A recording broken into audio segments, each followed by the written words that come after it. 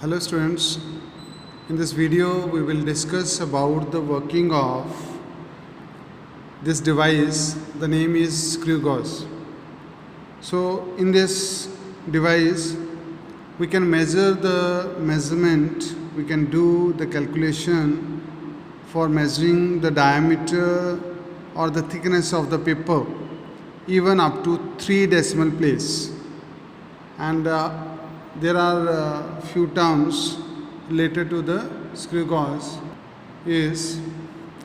First is the principle of the screw gauge works on the working of screw.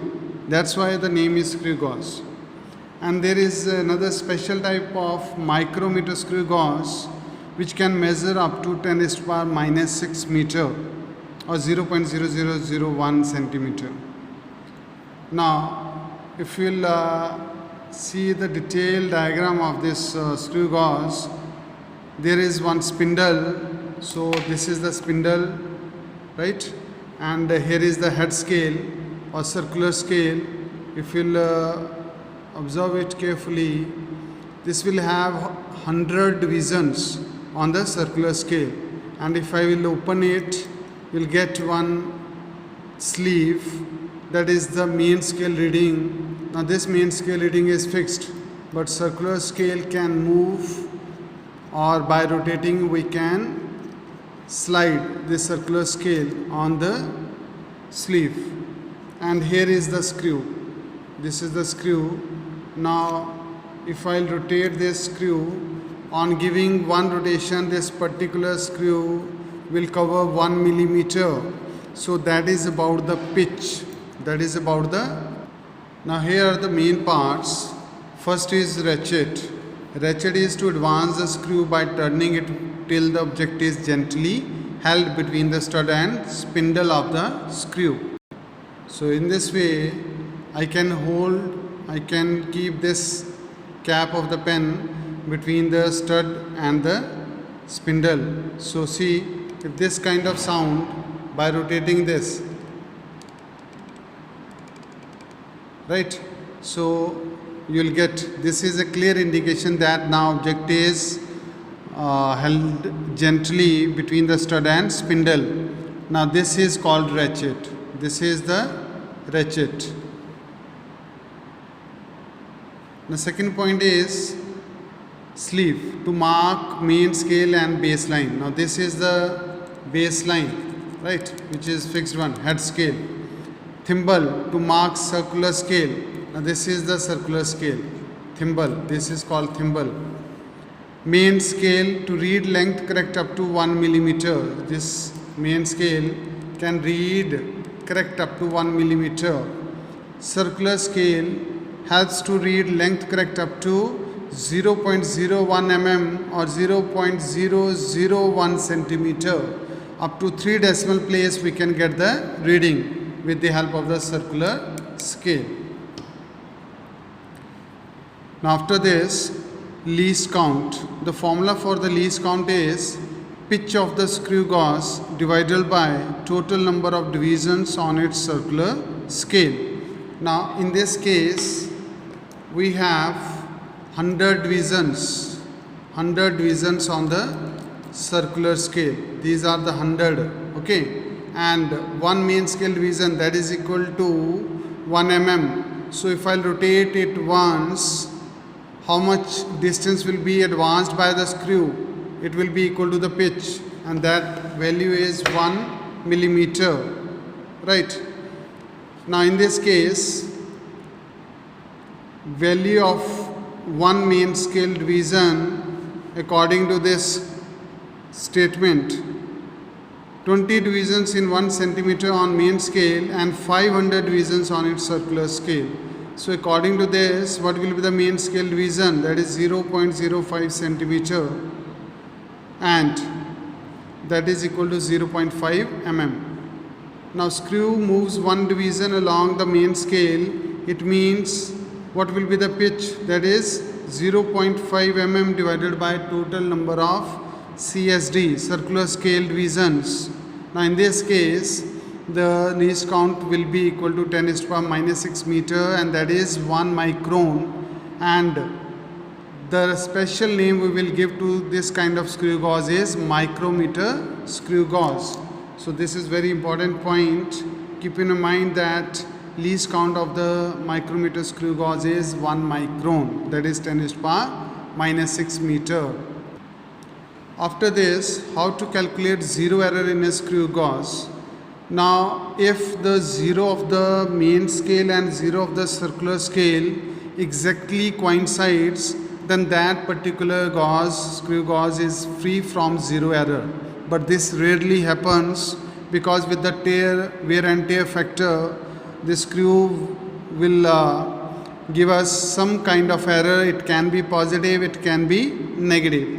So two types are there. First we will discuss positive zero error. Now first if we'll try to bring the stud and this plane area of the screw gauge in contact, so this sound will come again by moving the ratchet. Now zero of circular scale that is lying below the zero baseline of the head scale sleeve baseline. So it means it is a clear indication of positive zero error. You can see here also very clearly, you can see zero of the circular scale is lying below the zero of the baseline. It means this kind of error is positive zero error, and you have to see which division of the circular scale is coinciding with the baseline. Now in this case, fifth division is coinciding, so fifth into least count, and the least count is 0.001 centimeter. Therefore positive zero error will be plus 0.005 centimeter. Second is about negative zero error. Now negative zero error, clearly it is mentioned in this diagram that baseline is below than zero of the circular scale, or you can say zero of the circular scale will go above than the baseline. So it will be clear indication for the negative zero error. How to calculate? 100 minus 95 into least count. So minus 0.005 centimeter is the negative zero error for this particular diagram. Now see how to find. This is the example again. We will try to get the correct reading or the true diameter for the wire. First we'll calculate the observed diameter, observed reading of the diameter of the wire. So first of all, see the main scale reading. How many are there? 0, 1, 2. So 2 mm is the main scale reading. Here 2 mm. So convert that into centimeter, divide it with 10, you will get 0.2 centimeter. And now it's a turn to find circular scale reading. Exactly it is 56. One division above the 55. So it is 56 division is coinciding with the baseline. So P is 56 into least count will give you circular scale reading. So 56 into 0.001 centimeter will give you 0.056 centimeter. This is circular scale reading.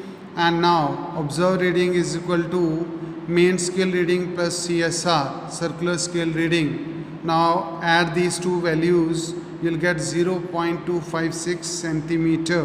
Now this is the observed diameter. But if there will be any error, then we have to get the correct reading. True diameter of the wire will be observed diameter minus zero error with sign.